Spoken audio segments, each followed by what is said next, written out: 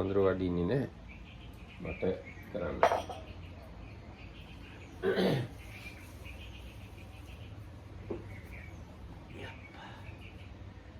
අද ප්‍රශ්නයක් තියෙනවා. ඇයි මේ සත්‍තිස් බෝධිපාක්ෂික ධර්ම වල ඒක දේශී ප්‍රශ්නයක් විදිහට මම දේශනා කරුවා. සත්‍තිස් බෝධිපාක්ෂික ධර්ම වල එකම දේවල් නැවත නැවත වෙන නම් වලින් තියෙන්නේ. සතර සම්මප්පදාන වීර්යය කිව්වත් වීර්යය වල. වීර්ය ඉන්ද්‍රිය කිව්වත් වීර්යය වල. වීර්ය බලය කිව්වත් වීර්යය. ඒ වගේ එකම දේ ඇයි වෙනස් විදිහකට තියෙන්නේ කියලා අපි බෝධි ආනන්දලා. So we have two questions today. We will see if we have enough time to explain both properly. First is from Venerable Bodhi. The question was yesterday Lokohamudro talked about the 37 things on the side of enlightenment, the Bodhipakya Dhamma, and many of them overlap, or it seems like the same thing is described by different words. So why they are like given like that wouldn't have been like, probably if you wanted you can almost like just put them in the Eightfold Noble Path or something like that. So why they are described in those different terms or sets of terms? දැන් මේක මම පැහැදිලි කරන්නේ මොකක් හරි පොතක කියවලා එහෙම නෙවෙයි. මට එහෙම මතකයක් නැහැ මේක පැහැදිලි කරලා තියච්ච පොතක්. මම හිතලා ඒ ගැන අදහසක් කියන්නයි යන්නේ. Sudha Martina said he cannot refer us or give us an explanation from some particular book. So what he is going to say is his own idea about the question. දැන් මේ හැම ධර්මතාවයකම විවිධ මට්ටම් තියෙනවා. So all of these things, they have qualities, they have different levels. ඒ කියන්නේ things කියනකොට දැන් අපි කිව්වොත් ඔන්න දැන් වතුර බින්දු තියෙනවා. ඊට පස්සේ වතුර බින්දු එකතු වෙලා පුංචි වතුර පාරවල් හැදෙනවා. ඊට පස්සේ වතුර පාරවල් එකතු වෙලා අපි කියනවා කඳුරවල් කියලා. කඳුර තව ටිකක් ලොකු වුණාම දොළ කියනවා. දොළ තව ටිකක් ලොකු වුණාම ඔය කියනවා.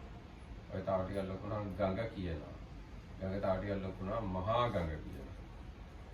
නමුත් අර වතුර පාරටම තමයි අපි එක එක නම් කියන්නේ ඒකේ තියෙන මොකක් හරි පෙනුමක් දිහා බලලා. So as an example, this is so if we consider water, so you have water droplets. Then if they are more, it's a water drops. Then when they get more, you can start get some kind of like a very thin stream of water. I don't know the English terms, so sorry. So then you have like a brook, and brook, if there is more water, it is like a rivulet, and a rivulet becomes a river, and the river becomes the big river. So අර මොහොතට තැනට එනකොට ගොඩාක් ලොකුයි පටන් ගන්න හරියනකොට ගොඩාක් පොඩි. So the place called estuary, the place where the river finally reaches sea, it's a really amazing mass of water going through that, whereas at the beginning it's a really small thing. ඒ වුණාට ඒ මොහොතට වැටෙන තැන ඉඳන් අර මුලට යනකම් අපි එක වචනයක් කියලා ගඟ කියලා කියනවා. But if we consider it as a whole, we call it still a river. So it's a river at the estuary and it's a river at the spring. It's still the river. දැන් ඒ වගේ අපි ගැන බැලුවාම ඔන්න මව කුසේ ඉන්නකොට අපි කියනවා කලලයක් කියලා. ඒ මව කුසේ ඉන්න එක්කෙනා එළියට ආවම අපි කියනවා ලදරුවෙක් කියලා. ඒ ටිකක් ඊට වඩා ලොකු වුණා දරුවෙක් කියනවා, ළමයෙක් කියනවා, ගැටවරයෙක් කියනවා, තරුණයෙක් කියනවා. තරුණයෙක් කියනවා, ඊට පස්සේ තලතුණායෙක් කෙනෙක් කියනවා, ඊට පස්සේ මෝරපුවෙක් කෙනෙක් කියනවා, වයසට ගියෙක් කෙනෙක් කියනවා, මහල්ලෙක් කියනවා. ඔහොම අර එක්කෙනාටම තමයි මේ නම ඔක්කොම කියන්නේ. Or with humans you have like embryo, then you have newborn, then you have like an infant, then you have a toddler, then a baby, then a child, then you have like a teenager, then a young man or young woman, then you have an adult man or woman, then you have like mature person, so then you have like growing old person, then really old person, and then you have the really decrepit or something like that. So, all of them are just human stages.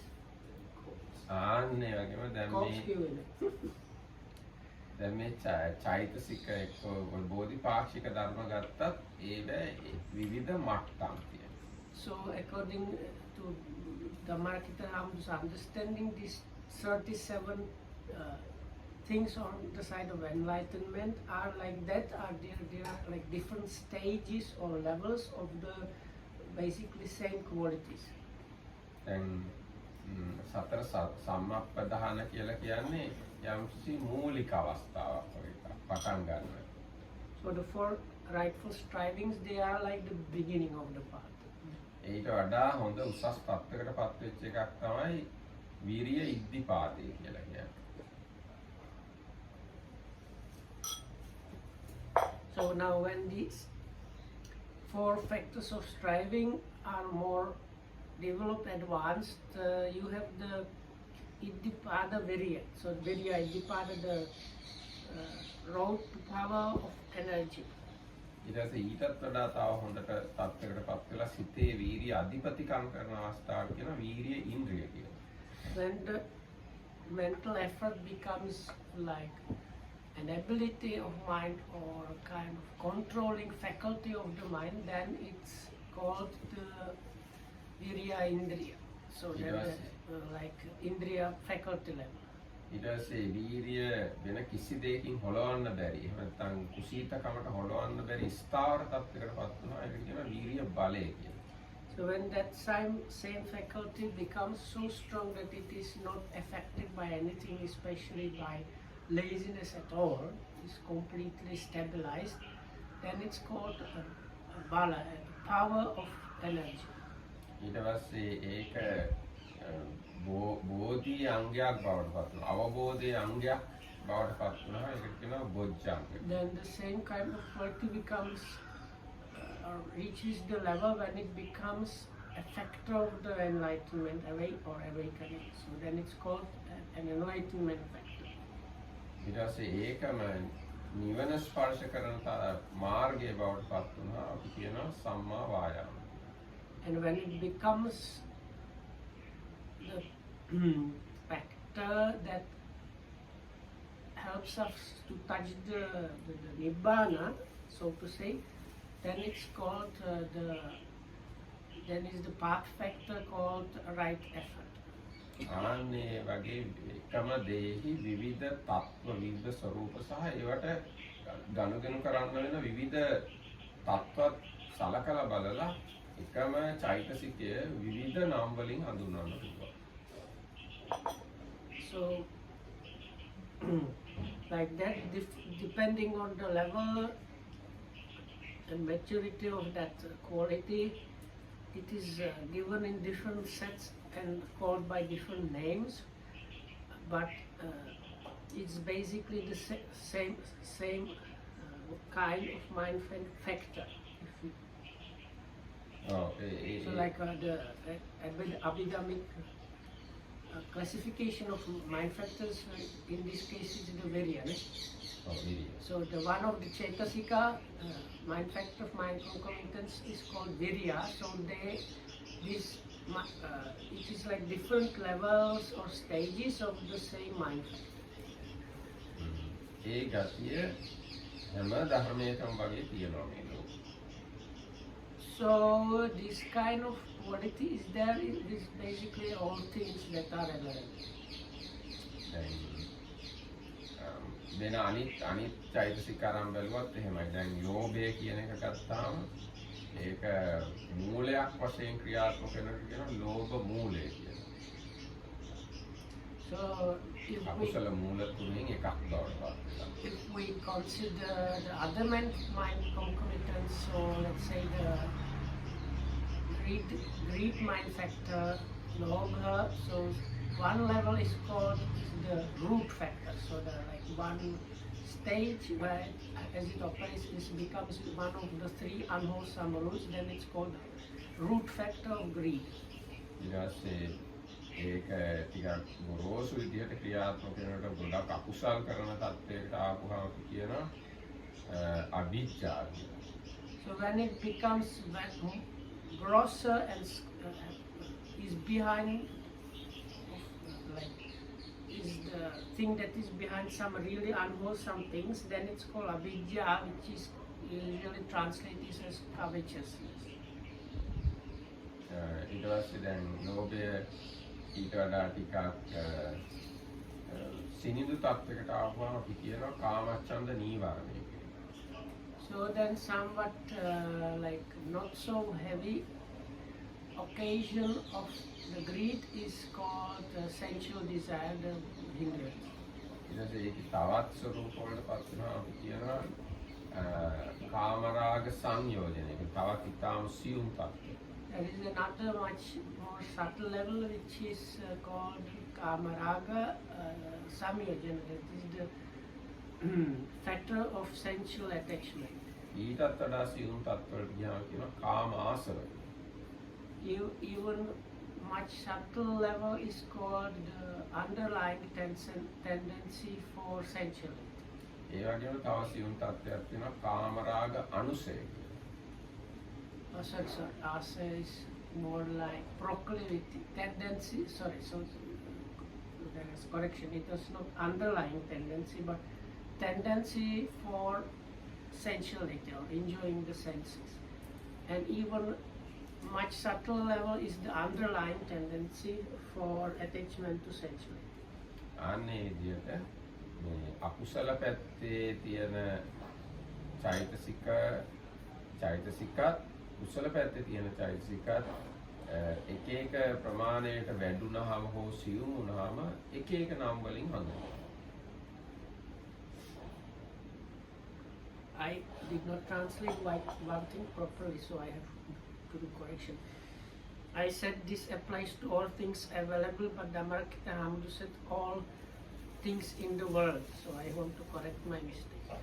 So, so like this, like if whether they are the mind concomitants of the wholesome or unwholesome side, they have these like different stages or levels of development. ඉතින් මම හිතනවා දැන් අර සත්‍තිස් බෝධිපාක්ෂික ධර්මවල එකම දේ නැවත නැවත මේ රිපීට් උනේ ඇයි කියලා හැම එක්කෙනෙක්ටම වගේ පැහැදිලි වෙන්නේ නැති. So from this answer, Dhammarakkhita thinks this answer should be enough to give you some understanding about the question why the same thing is being talked about in different places by different names or mentioned in different sets of qualities. දැන් මගේ උත්තරය ගැන හැමෝම සතුටුද නොසතුටු අයත් තියෙනවා. Okay, you can question me again if you're not happy. Jana, I had one more idea. It was also according to the people that the Buddha was talking to that he was mentioning those things. But this is not that it is like it is in line with what you said, but I think one other factor might have been the people that were in front of the Buddha needed a special explanation, so that's why he talked about these things. ඔව් එහෙමත් කියන්න පුළුවන්. දැන් බුදුරජාණන් වහන්සේ උන්වහන්සේ ගාවට එන පුද්ගලයාට අදාළ වෙන විදිහට එකම කාරණාව විවිධ වචන වලින් කියනවා. දැන් උදාහරණයක් විදිහට මේ කාලාමයන්ට කියනවා කාලාමේනි මේ ලෝභය ඔයගොල්ලන්ට හිත පිනිසද පවතින්නේ අහිත පිනිසද. මේ ඒගොල්ලෝ කියනවා එතකොට අහිත පිනිස කියලා. එහෙනම් ලෝභය දුරු කරන්න කියලා ඒගොල්ලොත් එක කතා කරනකොට ලෝභ කියලා වචනේ තමයි පාවිච්චි කරන්නේ. So Dhammarakkhita said that is kind of true. So like there is this famous and popular sutta to Kalamas where they kind of were confused because all the different spiritual teachers were telling them that this is wrong. What you heard from others is wrong, what I say is correct. So they came to the Buddha and he told them like don't go by this rule, and so on. But part of that was, if you recognize for yourself that it is like bad, and also wise people blame it, so then avoid it. And then he asks them, do you think greed is like that? So then he talks about greed using the word greed and the root of the greed. So for them, he used this explanation. ඒ වගේම බුදුරජාණන්සේ කාට හරි දස අකුසලයේ විස්තර කරනවා නම් ඒ අවස්ථාවේදී අවිජ්ජා කියන වචනේ පාවිච්චි කළා තමයි දස අකුසලයේ විස්තර කරන්නේ. So with some other people, the Buddha might have chosen, in dependence on the people really there, to explain about the 10 causes of the unwholesome. And in that list, the word abhijja is used. That's the like covetousness or a very strong greed. ඊට පස්සේ බුදුරජාණන්සේ භාවනා කරන අය එක්ක සතිපට්ඨානෙ වඩන අයත් එක්ක වගේ කතා කරනවා නම් මේ කාමච්ඡන්ද නීවරණය කියලා ඒ ගැන කතා කරනවා. So then these people that are like meditators practicing the satipatthanas, he would have used or might have used the kamachanda or when he was talking about the hindrances. ඊට පස්සේ බුදුරජාණන් වහන්සේ මේ සකදාගාමී වගේ අය එක්ක අනාගාමී වෙන්න වගේ අය ඒගොල්ලොත් එක්ක කතා කරනකොට සමහරට කාමරාග සංයෝජනය කියලා ඒ ගැන කතා කරනවා. So these people that were once returners or non-returners or about those stages, he would have probably used or talked in terms of the factor of sensual attachment. Because අනාගාමී වෙලා රහත් වෙනවා වගේ හදන අයත් එක්ක කතා කරනවා කාමරාග අනුසය කියලා එක්කෝ කාමරාග කාම ආසවය කියලා ආන්නේ වගේ වචන පාවිච්චි කරලා ඒගොල්ලොත් එක්ක කතා කරන්නේ. So for the people that had the potential to attain the arahatship and needed instruction to get that kind of level of realization, the talk might have been about the tendency of sensuality or underlying tendency of sensual attachment. ආසව. Asava anusaya. ආසවට කියන්නේ ඉංග්‍රීසියෙන් Okay, so taint, okay, but change? No, yes, taint. Yeah, Taint. Taint. there are too many. It's like a very subtle level of defilement. ආන්නේ වගේ බුදුරජාණන් වහන්සේ ආමන්ත්‍රණය කරන පුද්ගලයා අනුවත් එකම දෙය විවිධ නම් පාවිච්චි කරලා ඒ ආමන්ත්‍රණය කරන පුද්ගලයාට ගැළපෙන වචනේ පාවිච්චි කරලා කතා කරනවා. So like that, according to the person being present and usually asking the Buddha, so the Buddha's answer was always tailored to match that. ඒකෙදි The Buddha directly knew what is the pressing point which will help. ඒකින්ද දැන් අභිධර්ම පිටකේ එහෙම ඒ බුදුරජාණන් පාවිච්චි කරන ඔක්කොම වචන ටික එකතු කරලා සංග්‍රහ කරලා තියෙනවා ඒ අදාළ තැන. I believe one place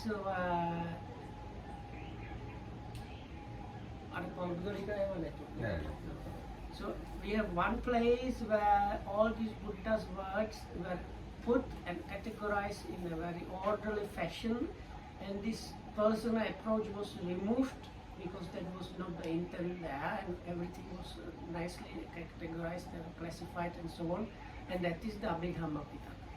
දැන් ඒ අනුව ලෝභය කියන එකට වචන 100ක් බුදුරජාණන්සේ දීලා තියෙනවා අභිධර්ම Dhammasangani.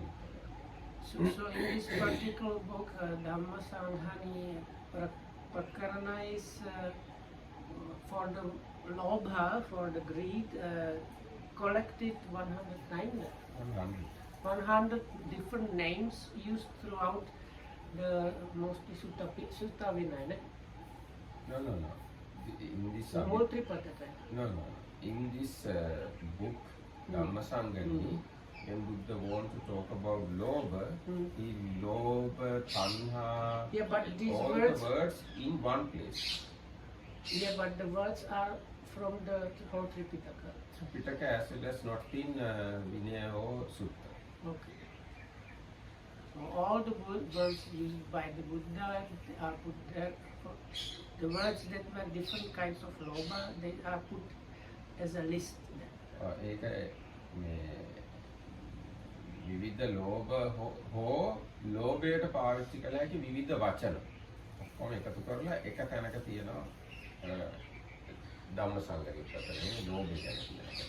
So like for the greed, which is the mind factor of greed really, and there are 100 different names that have to do with the greed mind factor that are used. So in this Dhamma Sanghani book, you have the list of all 100 of them.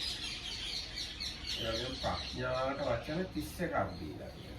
For wisdom, 31 words like are listed there. As I remember, Panya, Pajanana, Vichyo, Dhamma Vichyo, Sallakkhana, Upalakkana, Pachulakkana, Kosallan, Nepunyam, Vebhavya, Bhuri, Panya, Upaparikka, Panya Obaso, Panya Pajyoto, Panya Aloko, Panya Indriyam, Panya Balam, Panya Sattam, Panya Pasadul, Samma Ditti, Dhamma Vichyo, like that. Dira? Eh? Dira or Dira කියන්නේ. Okay. දැන් ඒ අනුව අර අපි පටන් ගත්ත සාකච්ඡාව මම හිතන්නේ හොඳටම පැහැදිලි වෙන්නේ නැති ඇයි බුදුරජාණන්සේ එක එකම දේ එක වචන වලින් එක සත්‍විස් බෝධිපාක්ෂික ධර්ම වල එක වචන වලින් හඳුන්වලා දෙන්නේ කියන්නේ. So now from this answer, people should have some clear idea about why the Buddha used these different words for this basically to describe basically the same thing. දැන් මම හිතන්නේ මේ ප්‍රශ්නය හොඳටම වගේ පැහැදිලියි. තවත් තියෙනවද ඒ ගැන මොනවාරි අහන්න? So do you want to hear some more about this question or not? ඒ කියන්නේ මේ ප්‍රශ්නය හොඳටම පැහැදිලිද කියන එකයි මම අහන්නේ. Or is, in other words, is this now really clarified enough for you? එහෙනම් අපි දැන් ඊගා ප්‍රශ්නයකට යමු. So let's take the second question. දැන් අපි ප්‍රියංජලි නෝනහුවා මනෝද්වාරය කියන්නේ මොකක්ද කියලා වගේ ප්‍රශ්නයක්. So the other day, it was not recorded, it was just a short question before the Dhamma talk. Priyanjali asked about the mind door in Bhavana. So that day, short answer was given, but Dhammakita like prepared a more detailed answer for today. මනෝද්වාරය කියන එකට එන්න කලින් මේ ద్వාර කියන එක ගැන කතා කරන්න ඕන පොඩ්ඩක්. So this word it's actually is a compound two word combination manodvara. So the second part dvara, Dhammakita says let's first talk about that. Manodvara is usually translated as mind door.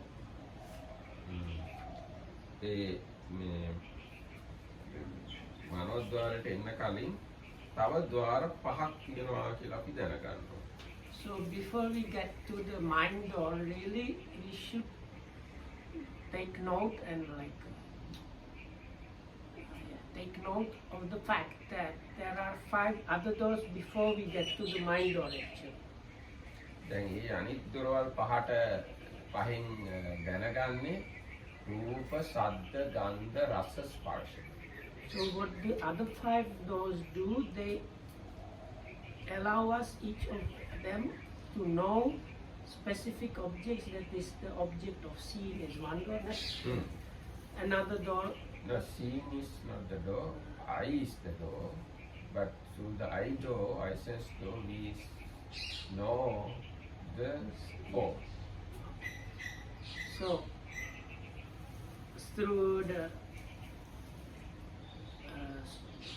second door is the sounds are known likewise for the smells, tastes and tactiles. Each of them has their own specific mind door which is used for that use only.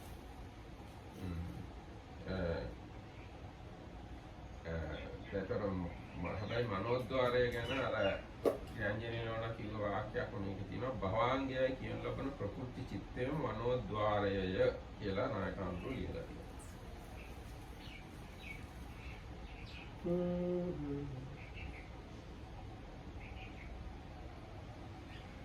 This was too difficult. Sinhala. ඔව්.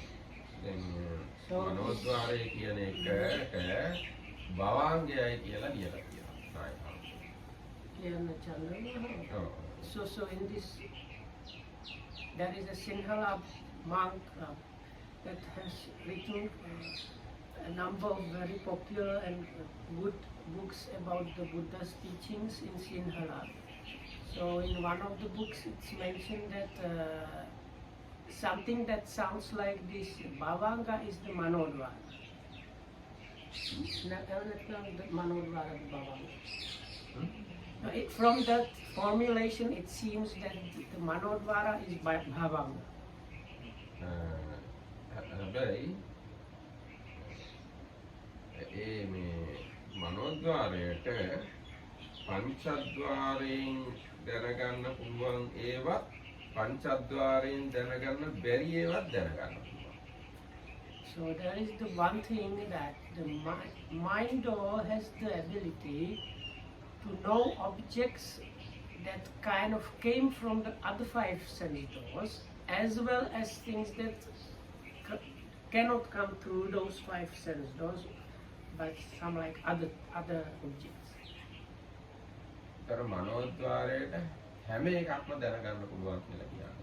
So in a way we can say this mind door has the ability to recognize basically any object. ඔව් දැන් ඇහැ චක්ෂුද්වාරයට දැනගන්න පුළුවන් වර්ණ එක රූප විතරයි. සෝතද්වාරයට දැනගන්න පුළුවන් ශබ්ද විතරයි. හැබැයි මනෝද්වාරයට ඒ පහත් දැනගන්න පුළුවන් ඒ පහට දැනගන්න බැරි ඒවා දැනගන්න. So like the eye door can really know just the sights or like colors according to the Abhidhamma definition. So likewise the ear door just sounds and so on, but the mind can get those 5 as well as other things that the other 5 cannot get. දැන් අභිධර්මයේ මේ හැම දොරකින්ම ලබාගත හැකි නැත්නම් ඒ හැම දොරකම හටගන්න සිත් කියන දාලා තියෙනවා පැහැදිලිව. සිත් කොච්චරද? So in connection with these, the Abhidhamma lists a number of minds, specific minds that are there in connection with each of those. දැන් චක්ෂුද්වාරයේ සිත් 46ක් උපදිනවා කියලා තියෙනවා. It is written there. So 46 specific minds or consciousnesses arising based on the idol. ඒ වගේම සෝතද්වාරය, ගානද්වාරය, ජීවහද්වාරය, කායද්වාරය කියන ඒවා සිත් 46 ගානේ උපදිනවා කියලා සඳහන් කරලා තියෙනවා. So likewise for the other 4 normal sense doors, the number of different minds that arise based on those is 46. මනෝද්වාරයේ ඒ කියන්නේ මනෝද්වාරයේ සිත් 67ක් උපදිනවා කියලා දක්වලා තියෙනවා. 60. So for the mind door it's 67. ඔව්. සාන්නේම මේ ద్వාර ගැන හරියටම අභිධර්මයේ කියලා තියෙනවා. හැබැයි ඒක වෙනම ස්ටඩි කරන්න. So the Abhidhamma clearly lists those, but for that you would have to like study some more this specific topic.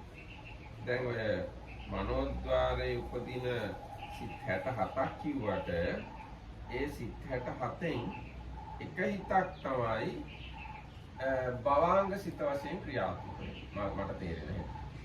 So according to Dhammarakkhita's understanding, out of these 67 mind or specific minds arising in connection with the mind door, one of those 67 is called Bhavanga Chitta. It's called this Bhavanga or life continuum mind. ඒ වගේම තවදුරටත් කියලා තියෙනවා සිත් 31ක් ద్వාර 6ෙම උපදිනවා. Paramano. මනෝද්වාරේ චක්කු සෝත ගාන දිවා ඔය ඔක්කොම ద్వාර හයේම උපදින සිත් 31ක් තිබෙනවා. So that, or if we look into this some more, 31 kinds of mind arise based on all the 6 sense doors. When I say 6 means 5 plus minds. 31 kinds of mind, they are available based on any kind of mind, any kind of door, sense door. එතකොට මේ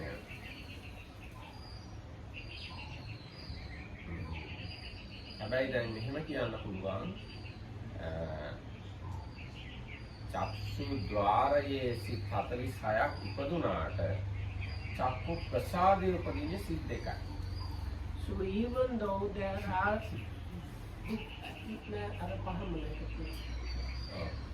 so if we consider the normal 5 sense doors, each of them there is 46 specific minds arising because of that particular mind door, sense door, normal sense door. But out of the 46, only 2 have to do with the particular sensitive matter of that particular sense door. So if we consider the eye door, only 2 minds arise based on the sensitive matter of the eye. So likewise for the ear, so out of the 46, only 2 arise based on the sensitive matter of the ear, and so on. ඒ හට ගන්න දෙක හැමතිස්සෙම විපාක වශයෙන් හට ගන්න සිත් එකක්. And both of those, දැන් චක්ෂු ප්‍රසාදයේ සිත් දෙකක් හට ගන්නවා කිව්වට ඒ සිත් දෙක විපාක සිත් එකක්. විපාකයක් වශයෙන් හට ගන්නවා. Both of them. Both of them, yes. So both of the mentioned 2 are called what is the resultant mind. ඒවට අපි කියනවා අහේතුක අකුසල විපාක චක්කු විඥාන සිතයි අහේතුක කුසල විපාක චක්කු විඥාන සිතයි. So they are rootless, unwholesome resultant mind of the eye, and rootless, wholesome resultant mind of the eye. Likewise for the ear. දැන් ඒ සිත් දෙක චක්කු ප්‍රසාදේ හට ගන්නවා. ඉතුරු සිත් 44 වස්තු රූපේ හට ගන්නවා. So out of these 46 that arise based on the normal sense door, we took 2 of them aside that were to do with the sensitive matter, and the rest 44 they arise in the heart matter, that means base of the mind, something. වස්තු රූපේ. Let's say heart based, I think it's Just a memory, or how do you? No, not memory. There that is basically like mental one, okay. මේක සියුම් රූප කොටසක් හෘදේ වස්තුවේ තියෙන ලේ වල තමයි ඒක තියෙන්නේ. හැබැයි හෘදයෙන් ලේ එළියට යනකොට ඒක එළියට යන්නේ නැහැ. හෘදයට ලේ එනකොට ඒක ඇතුළට එන්නේවත් එහෙම වෙන්නේ නැහැ. හෘදේ වස්තුවේ තියෙන ඔපයක් වගේ එකක් තමයි මේ වස්තු රූපය කියලා කියන්නේ.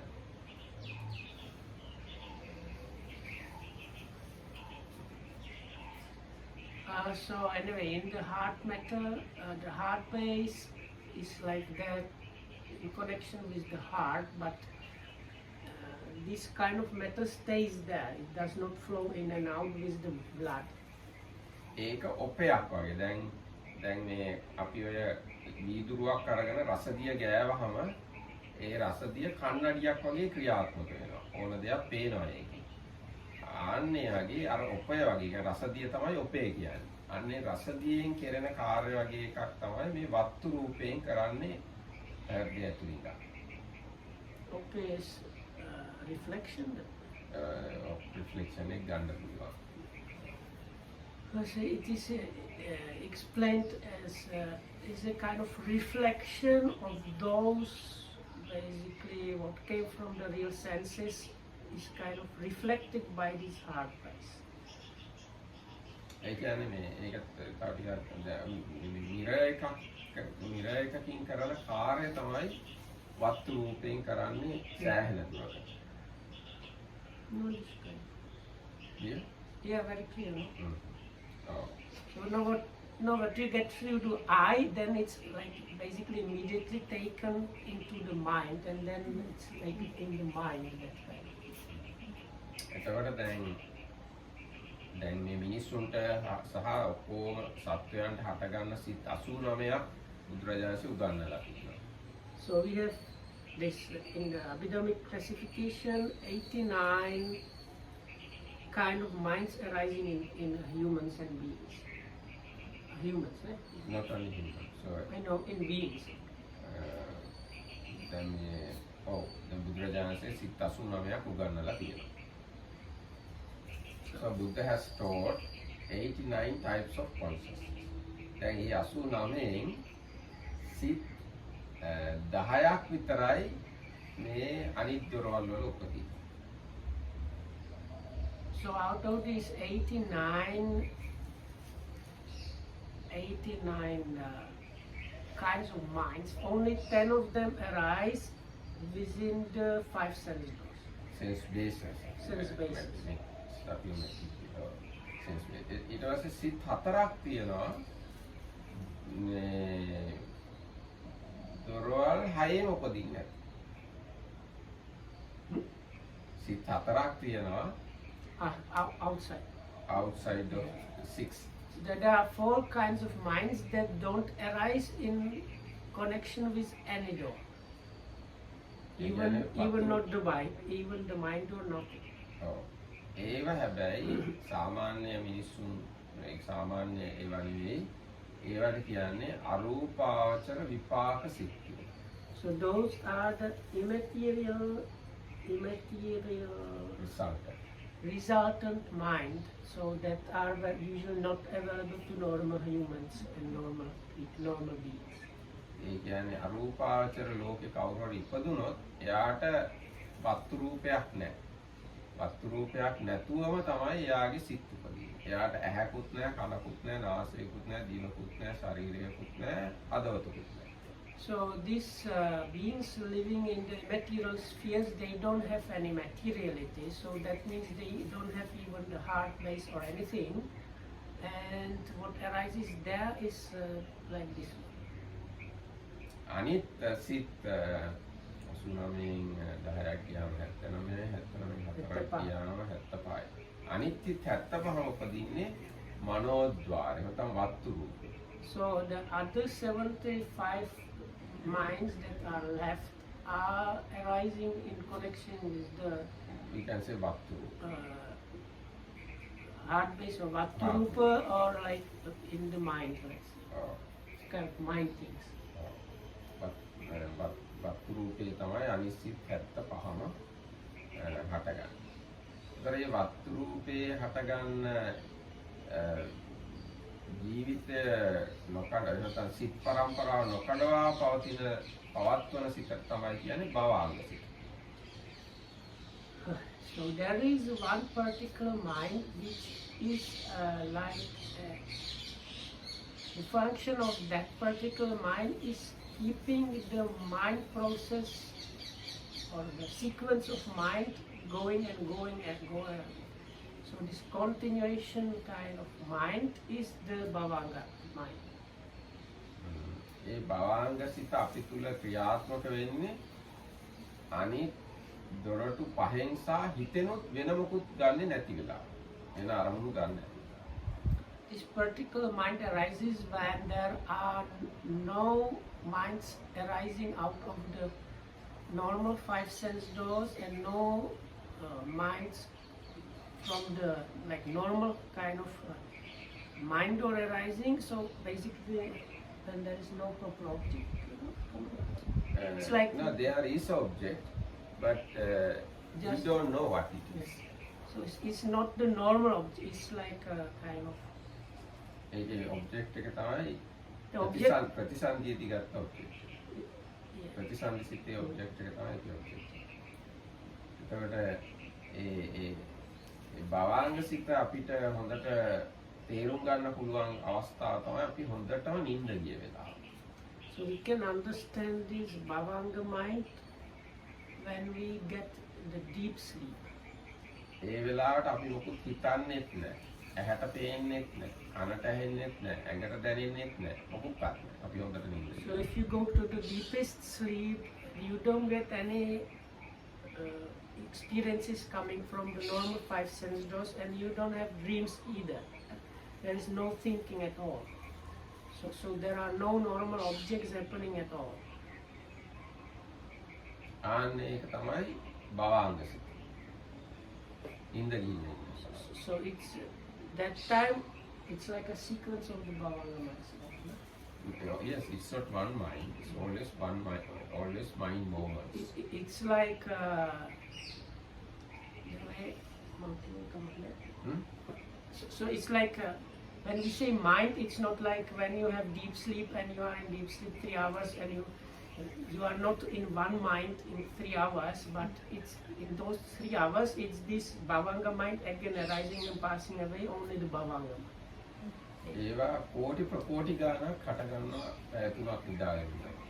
Yeah, so within the 3 hours, if you don't get woken up and really stay in this deep sleep for 3 hours, you get like millions of these Bhavanga minds that arose and passed away.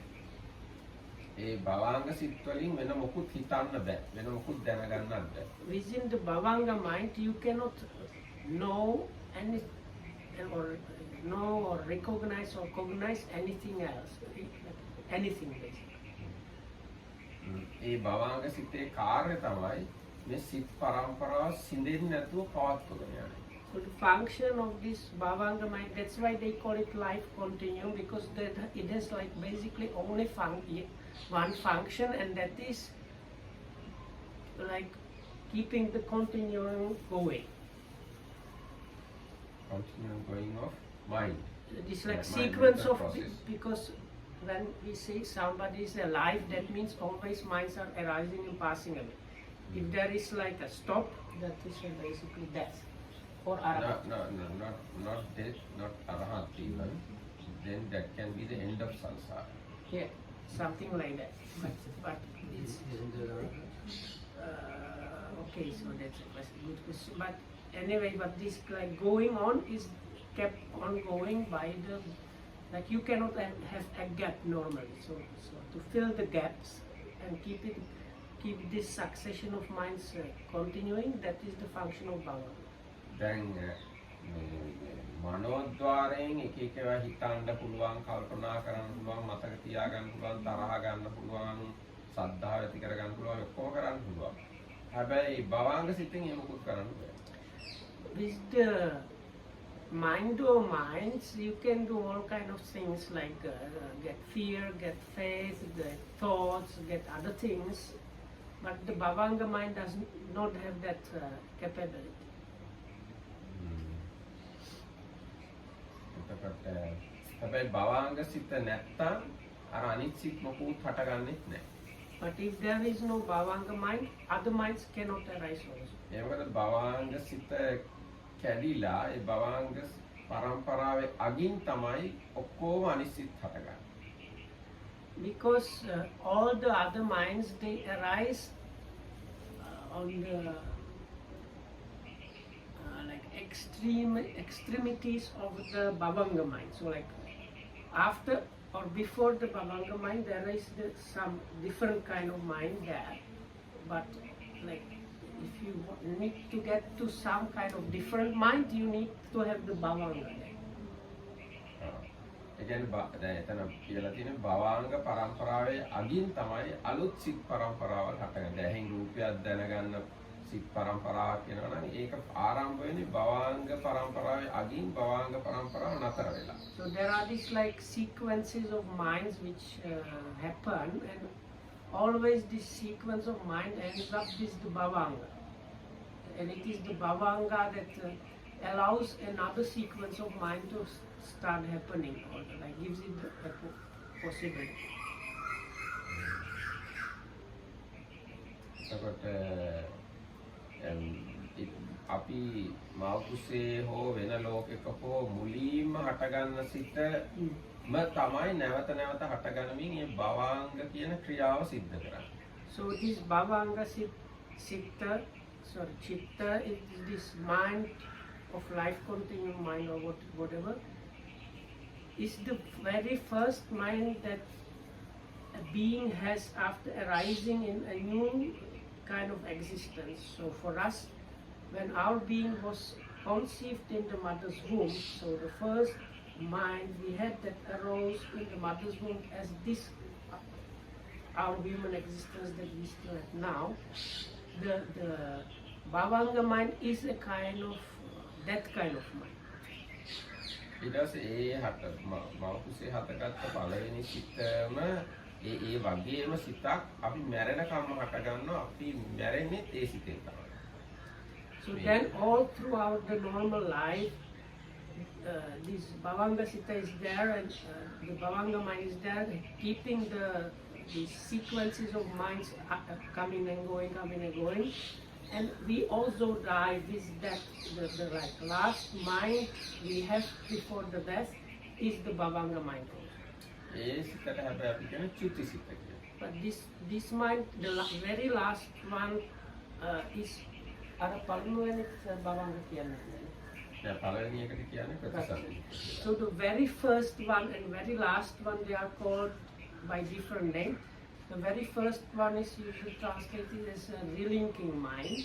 That is the very first mind. Then the Bhavanga mind are like the relinking mind and is happening again and again until the death. So the last, so to say, like the Bhavanga mind, but because it's the very last one, it's called the death mind හැබැයි or dying mind. ඒ සිත ගාවටම ඊගාට හටගන්න සිතට කියන්නේ ප්‍රතිසන්දි සිතක්. So after this dying mind, the next mind that arises is the relinking mind in another kind of existence. ඊට පස්සේ ආයෙත් ඒ අලුතෙන් ඉපදිච්ච එකේ මැරෙන කම්ම භවාංග සිත් තමයි යන්නේ ආයෙත්. So then this new relinking mind gets kind of like what is it? Templated, and the template is used as the Bhavanga in the new existence until the death mind in the next life. ඒතකොට මේ සිද්ධිය රහත් වෙන කම්ම සිද්ධ වෙනවා. So this kind of thing is happening there until you reach the Arahat. රහත් වෙලත් පිරිනුවම් පාන කම්ම සිද්ධ වෙනවා. And it's actually happening in some form, basically it's happening same way until the Arahat's final passing away. ඒතර ඔන්න ඕක තමයි භවාංග සිත කියලා කියන්නේ. එතකොට අර රහතන් වහන්සේගේ චුති සිතින් පස්සේ අපි කතා වෙනවා. නෑ රහතුන් වහන්සේ චුති සිතින් පස්සේ භවාංග සිත් ගැන කතාවක් නෑ. The difference being there is the way it works normally. So you have the relinking mind that gets templated into the Bhavanga mind, this continuum mind that is used all through the life to just keep the sequence going until the dying mind. But in the Arahat case, after the dying mind, we don't talk about anything. Oh, we don't talk about relinking consciousness of an Arahat. Can I ask a practical question? Is there any way that we can have a direct experience of Bhavanga mind, or if ordinary people cannot, can we say that an Arahat has an experience of that mind, somehow knowing it, seeing it, or experiencing it? Because I have a feeling that we talk about it, but actually it's something that is so much below what we can experience that we just know it from the scripture, but nobody really experiences it. No, it's very clear. When you sleep 100%, you experience Bhavanga. So the answer So I is know no, it you only in a cannot deep have sleep? direct. Yes. But the point is that in a deep sleep, I don't have a feeling that I know anything. That is the Bhavanga mind. That's the Bhavanga mind. So now the answer is you cannot have direct understanding that you have Bhavanga mind because the Bhavanga mind does not have the capability. It's only after you wake up that you can know No, that. we can't say Bhavanga mind does not have capability. Because when we know anything else, Bhavanga mind does not exist at that moment. Bhavanga mind exists only when Bhavanga mind is functioning. When we know anything else, at that moment Bhavanga mind does not function. So it disappears. It disappears. Becomes some other mind. Becomes not become some other mind, another mind arises. Another mind arises. It's possible to tell that this Bhavanga mind is like attachment of existence. Yes, kind of, we can say, but anyway, Bhavanga mind, the duty or the function of Bhavanga mind is continuity of the life. මොකක්ද ඔබ කියන්නේ?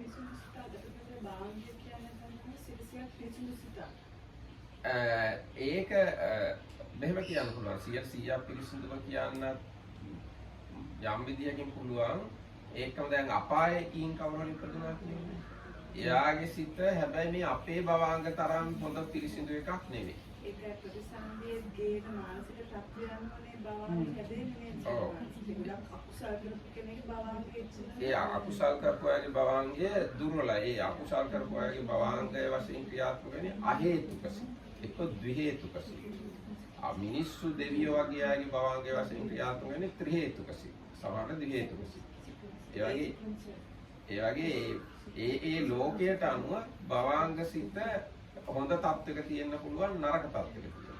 ඒ ලෝකයේ ඒ පුද්ගලයා අතර වෙනස්කම් තියෙනවා. ඒ පුද්ගලයා අනුව වෙනස්කම්. දැන් මිනිස්සු වෙලා හිටියට අපේ සමහරුන්ට තියෙන්න පුළුවන් ත්‍රි හේතුක භවංග සිත. තව සමහරුන්ට තියෙන්න පුළුවන් ද්වි හේතුක භවංග සිත. තව සමහරුන්ට තියෙන්න පුළුවන් අහේතුක භවංග සිත. එතකොට ඔය විවිධ වර්ගයේ භවංග සිත් මේ මිනිස්සු අතරම තියෙන්න පුළුවන්. සමහර මානසිකාරයේ ඉන්නකොට සිහියෙන් ඉන්නකොට ඒක පේන්න පුළුවන්. විකාර ගංගාවක් යනවා. මා හිතන්නේ එහෙම ලේසියෙන් පුළුවන් වෙයි කියලා. භවංග සිත තේරුම් ගන්න හොඳම එක තමයි හොඳටම නිින්ද ගිහින් වෙන මොකුත් දැනෙන්නේ නැති වෙලාව තමයි භවංග සිත. හැබැයි අපිට නිකන් ප්‍රත්‍යවේක්ෂා කළා වගේ දැන් නිදාගෙන නැගිට ගමන් අපිට මොකක් හරි මතක් කරගන්න පුළුවන් නේ. නිින්ද මොන වගේද කියලා. අන්න ඒ වගේ මතක් කරනකොට මුකුත්ම මතක් වෙන්නේ නැත්නම් ඒ කියන්නේ භවංග සිත. ඒ නිින්ද නැවතත් නිින්දට ගිහින් නැගිටිනාම යකන අමුතු විනාශක හැඟීමක් තියෙනවා. ඒක භවංගෙ පිට නැති නිසා. නැති නිසා. ඍණාත්මක හැඟීමක් හෝ එහෙම මොකුත් මේ භවංග ගැන කියන්න අමාරුයි අපිට. ඒ කියන්නේ හේන පේනවා නම් ඒ කියන්නේ භවංගයක් නෙමෙයි. නෑ හීන පේනවා නම් භවංගයක් නෑ. දැන් මම ඔක පොඩි නිකන් මම කල්පනා කරලා හදාගත්ත අදහසක් අනුව මේ පෙන්නන්නම් ඇදලා. We have a small problem. This last discussion was not translated. You can translate. So, Yeah, at least the okay, main so points. we don't have problem. Vinita Hamud has problem. So the question was something like, isn't that then the Bhavanga mind some very pure mind? So then the Amarkitam says, no, it's not. We cannot say pure mind because in humans' case, the relinking consciousness mind with most people is called Trihetuka. It's out of the three wholesome roots the mind arises. So it has some really, with most people, some of the really good potential there, wholesome one. But some humans are born out of two causes, not the three wholesome, but only two. And a small number of people are born as rootless kind of mind. So these kind of minds are kind of inferior. Then beings in the lower realms, they are all of them born out of these rootless minds, and their minds are like much. You can say pure mind in the sense of purity and brightness, but they are kind of low, very lower quality ones. And then there was this other discussion. So you can get kind of experience of the Bhavanga in the deep sleep, but we know about it only afterwards as a kind of reflection on what just happened when you wake up. Anytime you have anything like a dream, that means that is not the Bhavanga mind. Because you are having some objects experiencing like the dreamy thing means you are experiencing something is not the Bhavanga mind. And that was the gist of the thing. And so Damarakitamaru wanted to show us his kind of thing. දැන් මේ භවාංග සිත් කියන මෙන්න මේගේ ඔහොම හට ගන්නවා. හරිද? එතකොට භවාංග සිත් ඔහොම හට ගනිමින් තියෙනකොට ඇහැට රූපයක් ආවොත් මේ භවාංග සිත් හට ගන්න එක නතර වෙනවා. නතර වෙලා ඒ රූපය දැනගැනීමෙන් වෙන සිත් වගේක් හට ගන්නවා. ඒ සිත් දැනගැනීමෙන් ඔන්න ඒ සිත් දැනගැනීමේ ක්‍රියාව ඉවර වෙනවා ප්‍රධාන වශයෙන් සිත් 17කින් විතර. ඊට පස්සේ ආයි ඒ ගැන ඒක ඉවර වුණා ආයි භවාංග සිත් හට ගන්නවා. ඊට පස්සේ දැක්ක රූපය ගැන මොනවා හරි විස්තර හිතමින් වෙන සිත් වගේක් හට ගන්නවා. මෙන්න මේ ටික විතරයි භවාංග. මෙන්න මේ ටික විතරයි භවාංග. ඔන්න තව හිතෙන් ඒ දැක්ක එක ගැන මොනවා හරි හිතනවා. හිත ඉන්න ඔන්න ආයි ඒ හිතලා ඉවර වුණා ආයි භවාංග සිත් හට ගන්නවා. මේ ටික සාමාන්‍යයෙන් වැඩි වුණොත් 17ක් විතර වෙන්නේ. ඊට පස්සේ ඔන්න ආයි භවාංග සිත් හට ගන්නවා. ඔහොම භවාංග සිත් හට ගනිමින් තියදී ඔන්න සද්දයක් ඇහෙනවා කනට. එතකොට භවාංග සිත් හට ගන්න එක නතර වෙලා වෙන ඒ කනෙන් සද්ද දැනගැනීමේ සිත් හට ගන්නවා. ඊට පස්සේ ඕන්න ආයි ඊට සද්ද දැනගෙන ඉවරලා ආයි භවාංග සිත් හට ගන්නවා. ඊට පස්සේ ආයි ඔන්න ඇහෙන් තා මොකක් හරි දැනෙනවා. එතකොට වෙන සිත් ටිකක් හට ගන්නවා. ඒ ටික ඉවරලා ආයි භවාංග සිත් හට ගන්නවා. මෙන්න මේවා තමයි භවාංග කියන්නේ. මෙන්න මේ ටික භවාංග මේවා අනිත් දොරවල් වල So හටගන්නේ. the bumps on the sides, they are like when you get eye object or එහෙම කරන්නේ. is the one going that side is the side, and the going left side is the like thoughts that are based on the sound. Then you have like the hearing and thoughts based on the hearing, but in between you have these red dots are the bhavanga in between. මෙයා තමයි භවාංග. But ek karana kiyana pulawada. හා. Lopahauki kiyanne ඈ? Lopahauki saamanin kiyanne kiyanna pulawada. කියන්න බලන්න මොකක්ද මට කියන්න. මට කියන්න බලන්න. අර භාවනා කරනකොට මිනිස්සු භවංග යනවා ඊට පස්සේ භවංග ගැන හිතන්න මොකද හරි වෙලා. ඔහෙම හිතන්න පුළුවන්. ඔව්. So now when you meditate you can get like gaps where you are like lose consciousness. It's like there's like black hole or gap or something. So this is where the mind goes to bhavanga. It can happen for different reasons. Problem is with the bhavanga with most of us is the trihetuka, the good one. So when you go there you feel very refreshed when you get out of that. So because of that, even if it's just going to bhavanga for being like noting a lot or being energetic about the practice, it is not any path knowledge or any jhana, because when you get up you feel refreshed by the bhavanga. People start thinking they have some very big thing, and that's where they go all kind of. මෙන්න මේ විදිහට තමයි වෙන්නේ. දැන් මේවා භවාංග. ඊට පස්සේ භවාංග එක නතර වෙලා I consciousness එකට සම්බන්ධ වෙන සිත් ටිකක් යනවා. ඇයින් මොන හරි දැනගන්න. ඒ දැනගෙන ඉවර වුණාට පස්සේ ආයෙත් භවාංග තමයි යන්නේ. ඊට පස්සේ ඒක වෙන මොකක් හරි කනට සද්දයක් ඇහිච්ච ගමන් භවාංග ටික නතර වෙලා ඒ සද්ද දැනගන්න සිත් තමයි ඊට පස්සේ යන්නේ. ඊට සද්ද දැනගෙන ඉවර වෙලා ආයෙත් භවාංග තමයි හටගන්නේ. ඒ හටගැනීමෙන් තියදී ආයි ඇහැට තාම මොකක් හරි ආවොත් භවාංග එක නතර වෙලා ඇහෙන් දැනගන්න සිත් තමයි යන්නේ. එහෙම නැත්නම් ඇහෙන් කනෙන් නාසයෙන් මොකුත් දැනගන්න හිතෙන් මොනවා හරි හිත ඉන්නවනම් ඒ භවාංග ටික නතර වෙලා හිතෙන් හටගන්න ඒ සිත් මනෝද්වාර සිත් තමයි එතකොට යන්නේ. ඒතර මේ සිද්ධිය අපි තුමු මේ උපන් දවස කියලා. මෙතන birth. ඒ කියන්නේ birth කියන්නේ first consciousness in the mother's womb. ඊට පස්සේ අපි මෙතන කියමු මැරෙන දවස death. මෙතෙන්ට යනකම්ම ඔන්නව තමයි මේක සිද්ධ වෙන්නේ. හැබැයි මේ මැරිච්ච ගමන්මත් ආයි ප්‍රතිසන්දිසිත කියලා රීලින්කින් කොන්ෂස්නස් එකක් හට ගන්නවා. ඊට පස්සේ ආයිත් ඔහොම තමයි. ඒක තමයි බාන. එතකොට භවංගයට ඔය අහර මෙහාට යනකොට ඒකට කර්ම සප්ත සම්බන්ධ වෙනවා. ඔව් දැන් කර්ම සිද්ධ වෙන්නේ මේ එහාට මෙහාට යන එක. මේන්න මේ තමයි කර්මයක් සිද්ධ වෙන්නේ. දැන් මෙහි කර්මයක්. ඔන්න ඔය තමයි කර්ම. අන්න යාගේ තැනක තමයි කර්ම සිද්ධ වෙන්නේ. So the question was in this process where the karma gets into that, and it is the like lower part of the bumps where the javana mind is. මේ භවාංග වෙන්නේ හැමතිස්සෙම resultant consciousness එක.